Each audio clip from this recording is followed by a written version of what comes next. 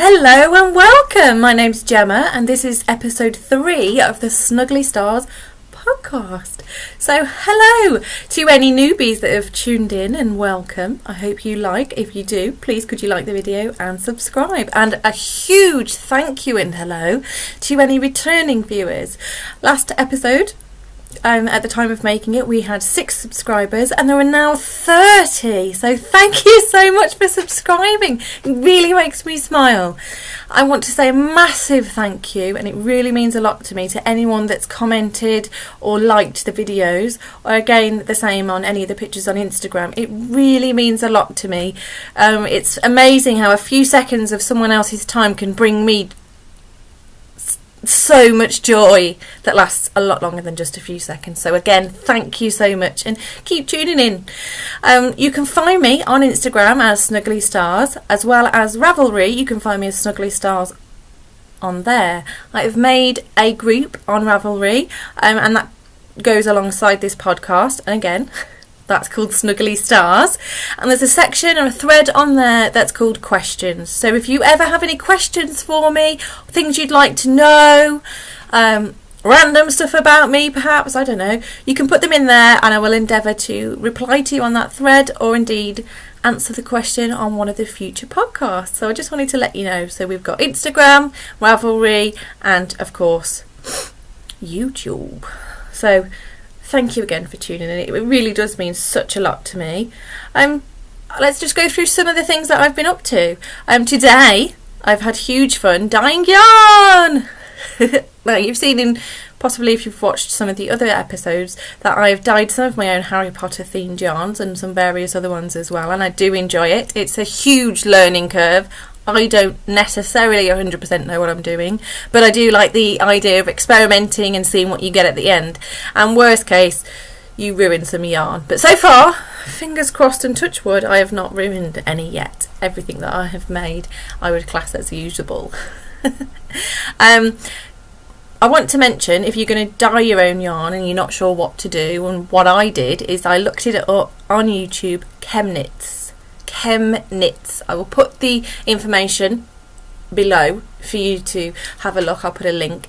But Chemknits, they've got all various different versions and ways of doing it, and I found it really useful and helpful just to have a quick watch of that and then have a bash myself. A change in today's yarn dyeing that I did is I actually got some citric acid. Yay! I had to order it off Amazon. I don't know, our supermarkets just seem naff. I think over in the US, and I'm sure other places in the world, you seem to walk into a supermarket and find all sorts and everything that you need, and over here search and search and search all the aisles and just no chance. So good old Amazon. And I found today that really helps with locking in the colour into the yarn, so that when you're washing it afterwards and you put your bit of soap on, it's not leaching colour out all into the sink, because at the end of the day you don't want that, because when you've, say, knit or crocheted with that yarn, you don't want then that finished garment or item to leak yellow everywhere or blue everywhere or green or whatever colour you've used, or rainbow leaking all over A, the person, the wearer, the user, and B, if they put it in the washing machine with other items and then everything turns yellow or rainbow or whatever. So I found that the citric acid, and I've kind of put a bit more to be on the safe side in with my dye bath, has really helped lock in that colour in and adhere it to the yarn. So yay! Because that's always a struggle. I did try vinegar, but I don't think we get the right vinegar over here, to be honest, again. So citric acid all the way. I'll just order more off the internet as and when required. So on the air of what I've been dyeing today, it's been more Harry Potter colourways and then just a few different experiments, and one of the ones that I want to show you is called Tonks. Now, one of the lovely viewers contacted me and said, hey, I heard about you wanting project bags or wanting information. I'm going to make some and I'll make you one as well if you want. And I was like, oh, really? Yes, please. How do I pay you, or what can I do back? And she was like, no, I'll do it for, out of the love of doing it. And I thought that was so kind. And then I watched some of her videos and she's in Sweden. Hi, Sweden! The lovely lady, and I think you should check her out, her little videos are on YouTube, and her name is Miss Kitten Heart Creates. Miss Kitten Heart Creates, and she's on Ravelry and on Instagram as well, and she's so friendly, and when she's messaged me it's so kind, and we've shared our Harry Potter enthusiasm and for the cows and things like that. So I have made special yarn for her, so in return for the project bag that she's custom making for me, which is very kind, I have custom made her some yarn. That's right. So there are two. They're the same. I've dyed them at the same time. They don't look fantastic yet because they're still wet. And I'm not going to show you the rest of the ones that I've dyed today because, again, they're all wet and in a bit of a tangle or whatever. But here you can see it's got kind of deep berry reds and burgundies, and it goes up into lighter, and there's pink bits and mauve bits and lilac-y bits, and it will look fabulous in real life when it's caked up and when it's dry. So there are two of those. The wool that I have used for that is 70% wool and 30% alpaca, I believe, and so that'll be really squidgy, and she can make whatever she wants with that. And it's the Tonks colourway, because if you're familiar with Harry Potter, you will know that the character Tonks has wild pinky purpley coloured hair, and that's what we discussed and thought that's going to be spot on. So yay! So I love a custom order. I love that I've got the citric acid, so that I know now that when she makes something with said custom order, it's not going to leak everywhere. So big thumbs up for that. I have made various other colourways today, new ones. One that I've called Buckbeak and the Ferret. One, Professor Umbridge. Baddie guy, but if you like pink, I'm sure you would like it. And some various other bits and bobs. But again, when they're dry, I will then show you them. So I'll put pictures of on Instagram, so check that out, Snuggly Stars. And then also on a future podcast, I'm sure to show you, because I get so excited. So dyeing yarn today, that's what I've been doing. I also, I've been talking about making project bags. Well, I've talked about not having any project bags, and I've been investigating as to whether I could make one myself. I do not pretend that I would make one as of a nice quality as the proper guys and gals out there that make them, but I own a sewing machine, I have some nice fabric, and I have obtained some zips. So in theory I've got all the ingredients to crack on. I have watched a YouTube video that has been really helpful. She makes it look so simple and straightforward and explains everything really nicely that it will probably make anyone go, I'm sure I could give that a go. Her name that I want to tell you about is Hueloco. That is Hueloco.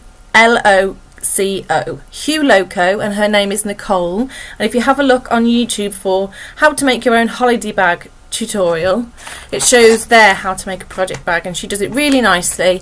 And then she also has information that you can send an email address and get a copy of the PDF pattern for it. So you really, even if you're away from your computer and you're in your sewing room or wherever, you can still go along with the instructions and make this bag. So that's my plan. I've printed the instructions, I've got the fabric and the zips.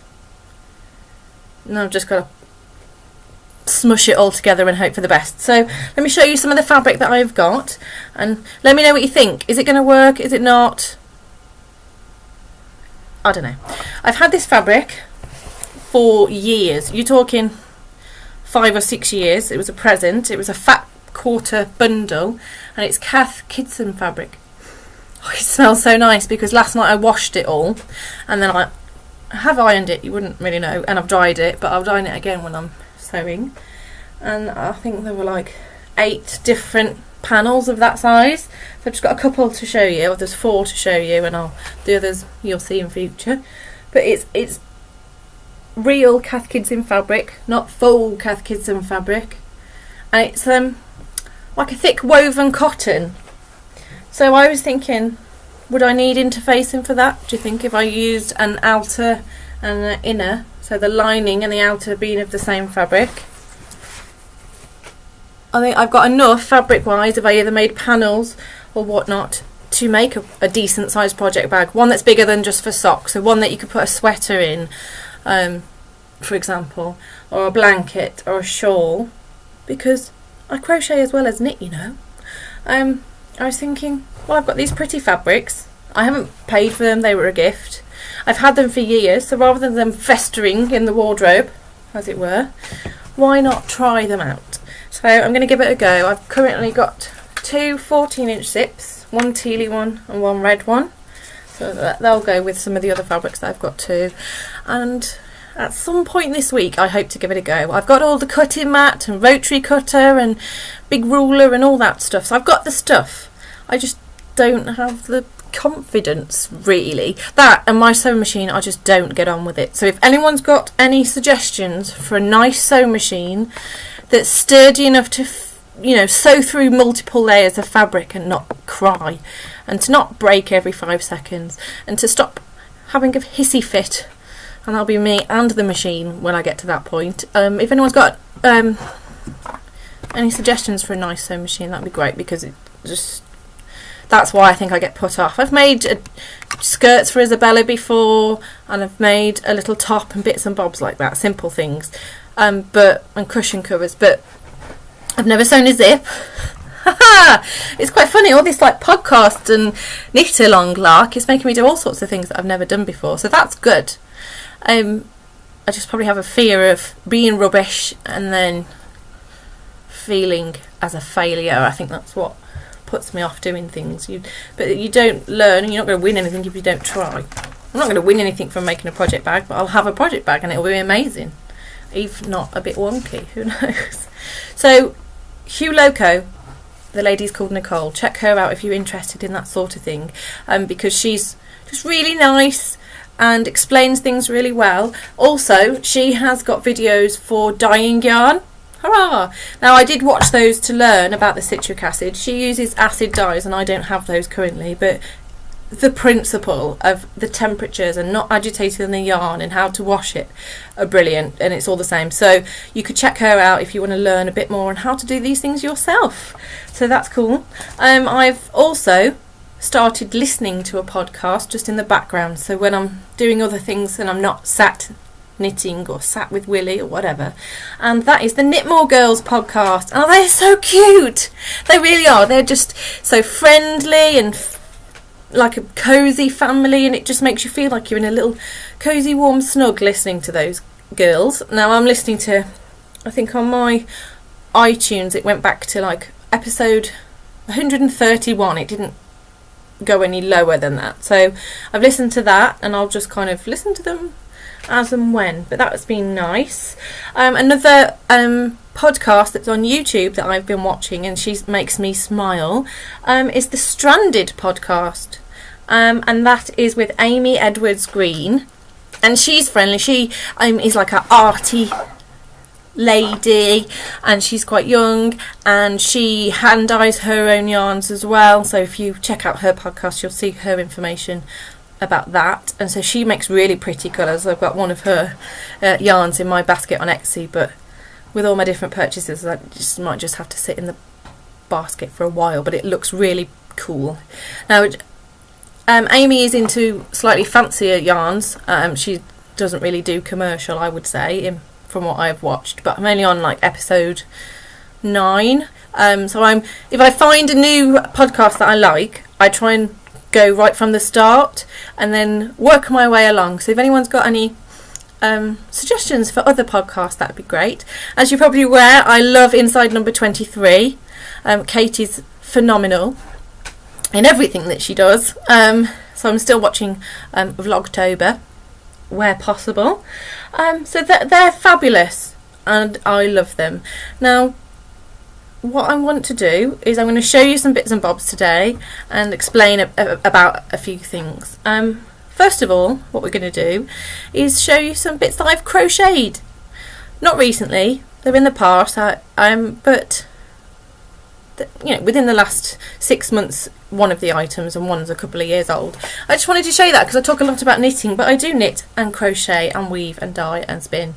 So first item I've got to show you is a cardigan that I made for my son William, and here it is. It's a crochet pattern. You work top down, all in one method, and then you kind of join in and add the sleeves. It does up nicely, and it keeps him really snuggly and warm. If you could have snuggle vision, you would understand what I mean. Ooh, sorry about that. That was the buttons. Now the buttons on this cardigan are stunning. They're here. I got these from the knitting shop in Utoxeter in Staffordshire, and when I looked, they'd only got 3. And I was like, I'm having those. Those buttons are mine because they're stunning and they go with this yarn beautifully. This yarn is Stylecraft Carnival Chunky. And it's lovely. It washes nicely. It's super squidgy, super warm. Ticks all the boxes. So I'm happy with that. So that's some crochet. I've made Willie a bunch of different cardigans like that, like a rainbow one and an olive green one in different weights like Aran or Chunky, depending on what time of year they're for. So they're good just to pop on him if it's a bit chilly. So there's that. Now something else that I've made previously is a round granny blanket, it's called, and the lovely lady that you really should check out if you're into crochet whatsoever, please check out Bob Wilson 123. She is amazing. She lives in Australia and she crochets like a demon. And by that I mean like a friendly demon. She can make anything. And she designs patterns and she has loads of tutorials, and her work is amazing and her choice in colours is amazing, and just her mannerisms and the way she is lovely. And she's got me through some tough times of feeling in a rut or not sure what to make next, that sort of thing. So this blanket I made is the Crochet Granny Round Rug. And it's quite large. I have it on the back of one of my sofas usually, and it's crocheted in the round. You start from the centre and work your way out. And I have used the cream colour is an Aran weight, and then the greens and the changing multicolour yarn there is a chunky weight, and it's my favourite yarn, commercial yarn, and it is James C. Brett Marble Chunky. I love that because it's the colour changes make the work so much more interesting when it's going from a light colour to a dark colour to a different shade of green or burgundy or whatever's in the yarn. Now the reason why I'm showing you this is because I've got to make another one. My grandma came over and visited recently, and she said to me, "Oh, for my birthday, can you make me one of those blankets like you've got on the sofa?" And I said, "Are you sure you want that one, like the same?" And she said, "Yes." And she said she wants it in exactly the same colours and everything, size, colour, ticked all the boxes. Now this particular blanket I've made previously was actually for my partner Ross's grandma. It was for her 90th birthday and she loved it. Her eyes lit up when she opened it, and she could appreciate the hours and hours and the work that went into making it, and it was lovely. Now unfortunately since then she has passed away, and then when the family were clearing out her apartment, they gave me the blanket back, and I thought that was lovely because it's Ross's grandmother and it's in Ross's house and it's on our sofa, and we get the use of it. And I always pop it over my knees or over my feet when I'm snuggled up on the sofa, and it's a happy memory, not a sad one that she's not here so much. It's more that I remember a little face when she opened it. So I will be making one of these blankets for my grandma. And the funny thing is, I have got in this house loads of James C. Brett Marble Chunky yarn in blues and purples and reds and greys and a bit of brown, but I don't have this green. So as huge as my yarn stash is, and it's pretty large of normal commercial yarn, I've still got to go and buy more. I have to, because Grandma wants this exact colourway, and yeah, so that's an excuse to go to the yarn shop, isn't it? So yes, so I'm going to make another one of those blankets. So they are my crochet items that are from the past. A current crochet item that I have on the go, and I did mention it in the last video, so if you've watched that you might have an idea of what I'm talking about, is a creature from the Edward's Menagerie book. The one I'm making currently is an alpaca. That so looks like an alpaca. I don't think how is that not an FO? How is it? I put a wibbly wobbly noisemaker thing in. The yarn that I'm using for this is actually 100% alpaca. I'm using 2 strands at a time, and it's drops alpaca, and it's so soft. It's lovely. But what I'm doing is I am making Mr. Alpaca out of the Edward's Menagerie book, because we went before Christmas to an alpaca farm and we got to walk alpacas through the fields and have a little trek and lots of pictures with them, and it was such fun and the kids really liked it that when I said, what animal should I make next out in the book, they said the alpaca, and I said, oh, I've got alpaca yarn, that would be fun, and they said yes. So their request is that I make the alpaca toy out of the alpaca yarn with googly eyes. So, as I mentioned, so far I only have the body, but it is on my to-do list, my whip list, to crack on and make the arms and legs and heads and tail. This is the book that it's from, Edward's Menagerie. Let me see if you'll pick that up. And in this book there are loads of different creatures and animals that you can make. I have made previously 2 of the bears, and they're lovely. That's a bear there, and it's got instructions inside how you can make it for different yarn weights to make different sizes. This one, because it's 2 strands at a time, I'm following the Aran weight sizing chart and pattern. And what I'm going to do with, I think, this alpaca, because in real life alpacas have like kind of long skinny little legs, and in the Edward's Menagerie book all of those animals pretty much have the same standard shaped legs. But what I've got also is Edward's Crochet Imaginarium, and that's another book by the same people or person, Kerry Lord, and in that, I'm not going to show you all of it, but in there, oh, I thought this was so cool, you can select, it's all sorts of aliens and monsters, and you can select, let's see, different heads and bodies and legs, and it tells you the pattern. And you see, and if I look here, there'll be on the next page some different arms, and if I go further down, there's like different legs with different feet. And in this book somewhere there are some like just skinny straight long legs, and I kind of thought they look more like alpaca legs than the ones in the other book, so I don't know whether to just go a bit off piste and add my version of these straight little legs onto my alpaca, because they just remind me of the real deal, if you like. So yes, so that is my other crochet whip that's on the go. So I've got a project to start and a project to finish with regards to whips. Oh, here they are. Look. There's the funny little, just straight, simple legs, and I think they might look cute on my alpaca. So that is the crochet side of things. If you're interested in knitting and my dyeing, then here, this bit will be for you. One of my whips is a shawl, a knitted shawl. I'm making this up on my own, the pattern up on my own. It's mostly stockinette, and there's a few rows of garter just to add a bit of texture and a bit of interest, and all of these yarns for my scrappy shawl are hand dyed by me. So this first one at the bottom, that's a wool alpaca blend, and it's got the deep purples and blues and white specks in it. And then the next, I think that's 100% wool, and that's got like a strong turquoisey colour and pale blues. Then this next one, this is quite exciting.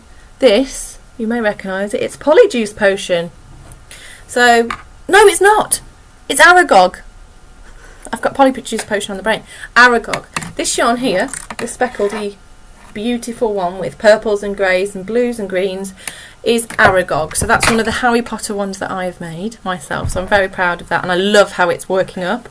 And then we next go into a paler version of the blues, and it still has some darker speckles in it, but it's a more muted, subtle version. You can see my beaded progress keeper there, which I love. It just makes me smile, and that's from Copo UK. And then I've just changed into some more like another version of the bluey purple one, and I'm just going to keep going, keep making it up, excuse all the ends, and just make myself a scrappy shawl. It reminds me of Professor Trelawney from Harry Potter. She's the one that reads the tea leaves and tells people's futures and things like that. That's that professor, and I like her because she's a bit kooky and she looks like she would wear a scrappy shawl and be a bit of a crazy cat lady, and that's what this reminds me of. There's no set deadline for this, it's just going to be one of those I keep adding to it. I make some hand-dyed yarn and I siphon off a bit for my shawl as and when I fancy it.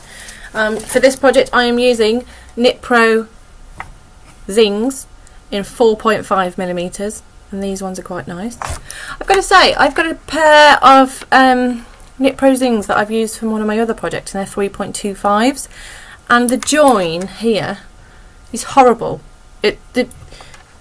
When you're trying to push the stitches along, it gets stuck every single time, and that's drove me nuts. So as a rule I love Knit Pro, but that one particular set I've got drive me nuts. But those ones are fine, so that's good. I also, as you're probably aware, I am in the Harry Potter cowl by Inside Number 23, and we make any Harry Potter themed projects we like within the next 12 months, so long as they weigh more than 50 grams in total. We qualify and we enter one each month, and then everyone gets into a prize draw at the end, sort of thing, so that's good. But Katie from Inside Number 23 is also hosting a second knit along, and that one's a bit more, for me, a bit more intimidating, and that's only because of my lack of experience and knowledge of knitting, basically. That one is called the Andy Sutherland knit along cowl, and that one you've got from the 1st of January to the end of March 2017 to knit up one of Andy Sutherland's garment patterns. So not the accessories or a scarf or whatever, a headband. It's one of, like, a cardigan or a sweater is what qualifies. Now check her out on Ravelry, Andy Sutherland. Her patterns are beautiful, and the actual pattern I've printed off is really thorough and helps explain what needs to be done, so that's good because I'm fairly still a noob at stuff like that. I'm definitely a newbie at garment knitting, and so I thought, I was a bit put off about most of the patterns are gorgeous and they've got all sorts of lace panelling and cables and eyelets and all sorts, and I am just not good at that sort of thing, and I don't know how to do lace and cables and things like that, so I was a bit like, oh god, I don't know if I should join in, and it's going to be really hard, and I won't be able to knit that in time, and I don't want to try and take on another project, but one that's going to be so daunting. However, I've had a good look through the patterns and on the chatter group that Katie's got on Ravelry, and I found a pattern that I thought would be suitable, because the little cropped cardigans aren't going to fit my current size and shape, shall we say. My lady bumps wouldn't fit in one of those very well. The buttons would just be screaming ah, torture all the time.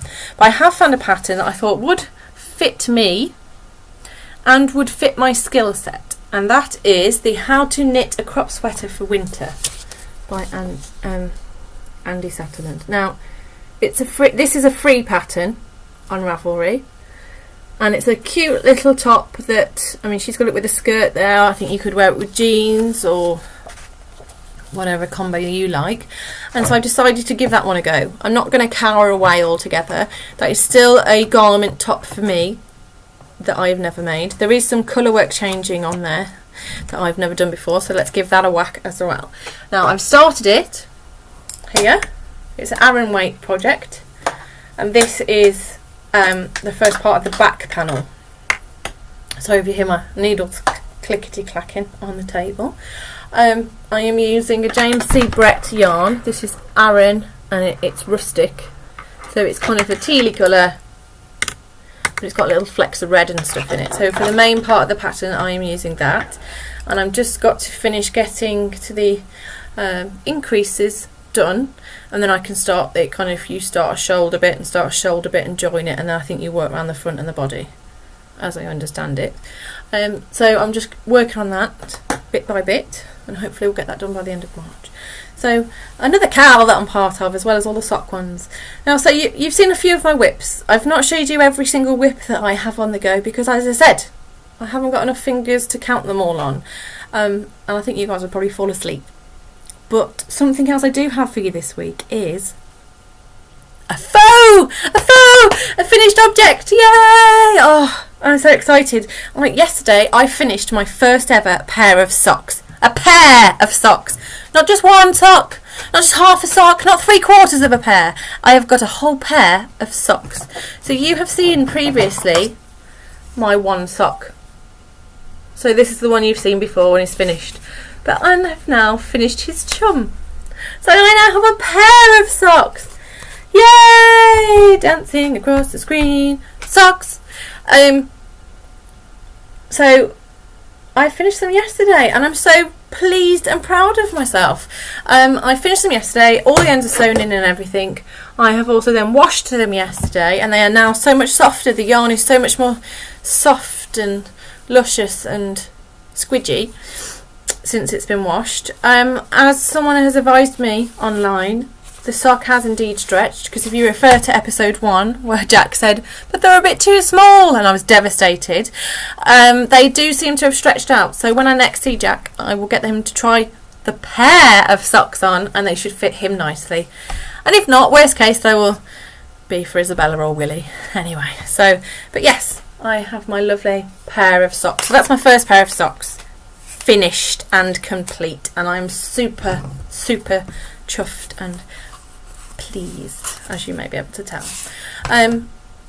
Here is it off the sock blocker, and it's nice and squishy and it's got lots of nice colours. It smells nice because I've washed it, so all of that is jolly good.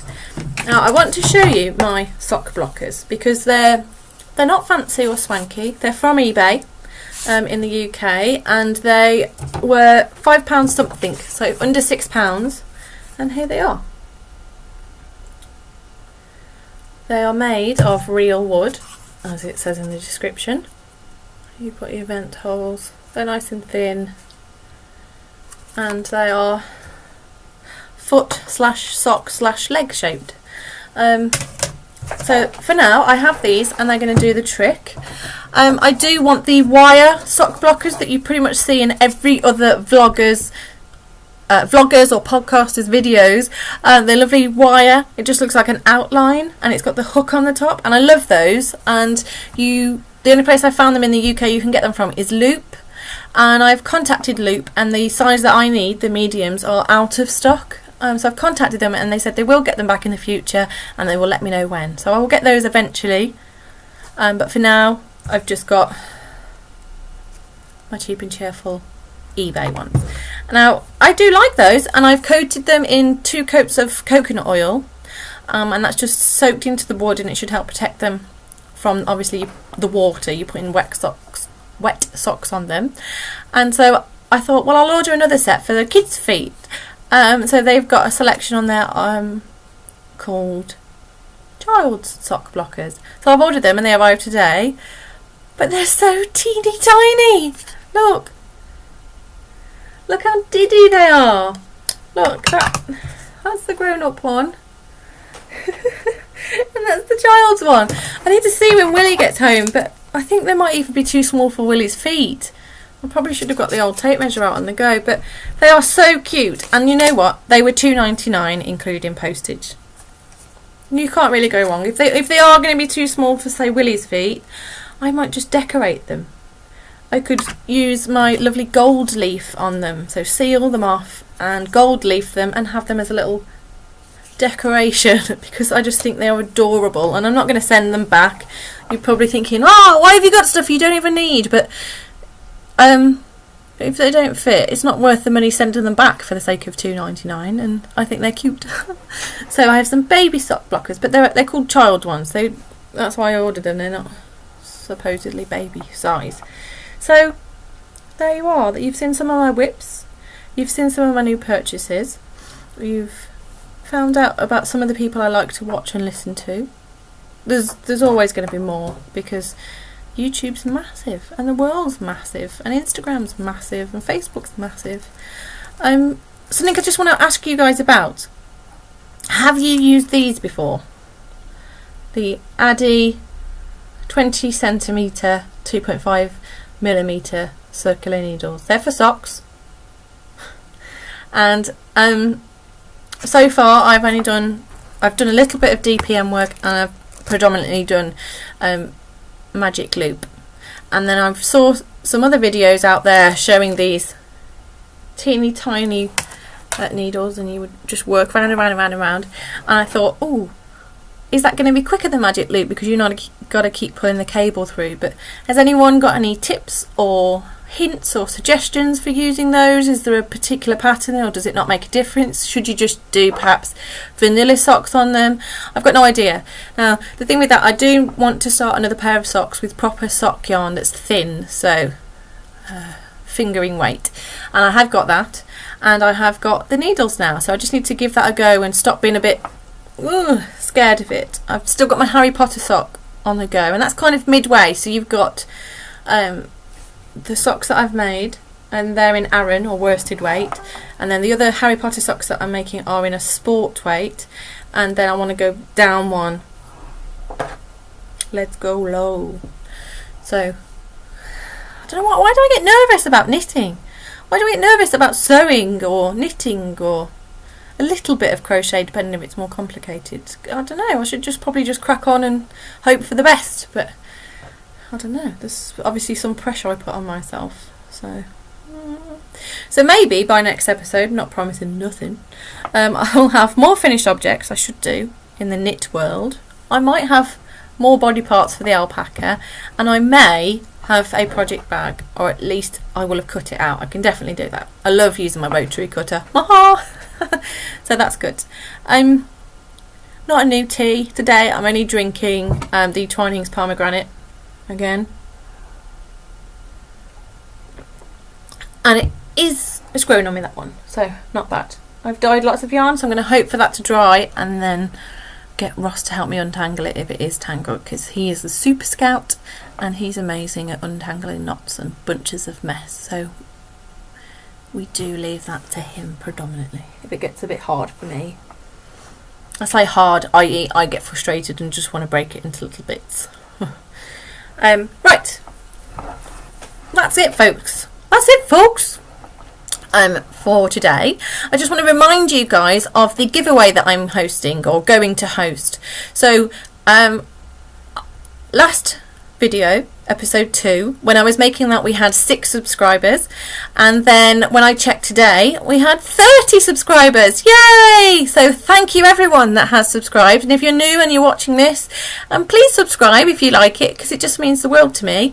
When I get to 100 subscribers, I will be hosting a giveaway, and you're going to be getting prizes. The one project bag that I have got is from Jibbyroo Sews, and it's lovely, and they have kindly offered to send me another project bag for you guys.